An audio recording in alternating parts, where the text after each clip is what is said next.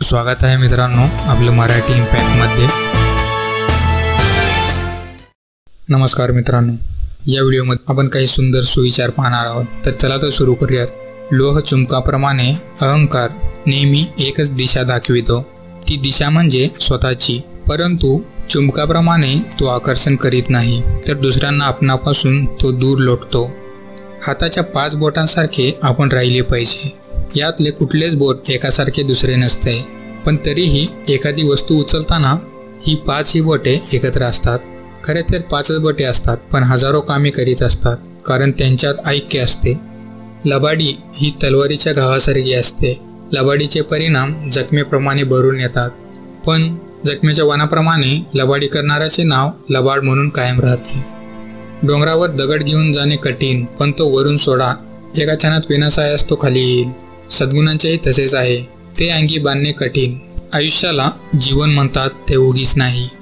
आयुष्याला जीवन म्हणतात ते उगीच नाही। जीवन म्हणजे पाणी। आयुष्य हे पाण्यासारखे प्रवाही असते, ते सारखे वाहावे तरच ते जीवन। जे एका ठिकाणी साचून राहते ते जीवन कसले। एक वेळ स्वार्थ सोडून पहा, त्याचा प्रभाव दुसऱ्यावर निश्चित पडेल।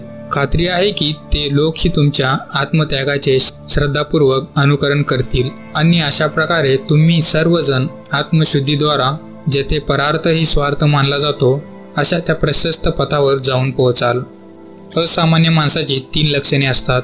तो गुणी असल्याने त्याला चिंता शिवत नाही, तो शहाणा असल्याने त्याच्या मनात गोंधळ नसतो, आणि तो शूर असल्याने त्याला कधीही भीती ग्रासत नाही। फुललेल्या एका चांगल्या वृक्षाच्या सुगंधाने सर्व वन सुवासाने दरवळून जाते, त्याचप्रमाणे मुले सद्वर्तनी निघाली की त्यांचे कुल आदरणीय होते। महान कार्य विचारांच्या अभावी होऊ शकत नाही, म्हणूनच कोणतेही महान कार्य करावयाचे असेल तर कार्याला आरंभ करण्यापूर्वी त्याविषयी विचार करा।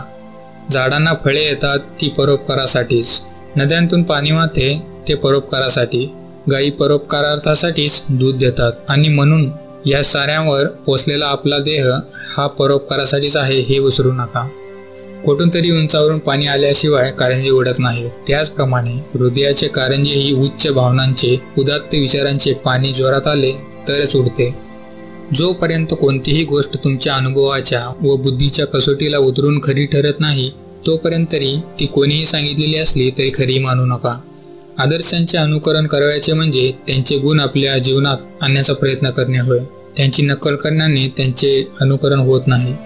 रबरी फुग्यात काही मर्यादेपर्यंतच हवा भरली तर तो फुगून डौलदार दिसतो, पण आणखी थोडी भरली तर तो फुगा फुटून जातो। ही मर्यादा बालबुद्धीला कळत नाही, पण प्रौढांना मात्र कळते। प्रार्थना ही माणसाच्या मनाला विचारांचा व भावनांचा सूक्ष्म धक्का देणारी शक्ती आहे, परंतु या शक्तीचा आपण बुद्धिपुरस्सर उपयोग करून घेतला पाहिजे। असे केले तर आपल्या मनाची घडण ही सुंदर होते। रानावनातील प्राणी पहा, सावधानतेचा उत्कृष्ट नमुना आहे। अन्नाचा शोध आणि स्वतःचे रक्षण या गोष्टी साध्य करण्याच्या दृष्टीने त्यांचे डोळे, कान, मान आणि पाय सतत आणि सर्व ठिकाणी किती जागरूक आणि चपळ असतात ते पहा। त्यांना आपला गुरु करा। तलवार ही देशाच्या रक्षणाची प्रतीक आहे। तराजू देशाच्या व्यापाराची व आर्थिक स्थितीची दर्शक आहे। हातोडा हा उद्योगधंद्यांच्या वाढीचा निदर्शक आहे। नांगराने शेतीचा उत्कर्ष होतो, आणि लेखणी ही समाजाच्या बुद्धिमत्तेची निशाणी आहे। एखाद्या गोष्टीचा आरंभ केव्हा करावा हे समजायला पाहिजे, आणि शेवट केव्हा करायला हवा हेही समजायला हवे। याचेच नाव अक्कल किंवा व्यवहार ज्ञान। दाराशी येणाऱ्या अतिथीचे स्वागत करणे हा आपला प्राचीन धर्म आहे। आपल्या संस्कृतीचे ते भूषण आहे। अतिथी घरी आला म्हणजे त्याला आसन द्यावे, उदक द्यावे, त्याचा यथायोग्य सत्कार करावा।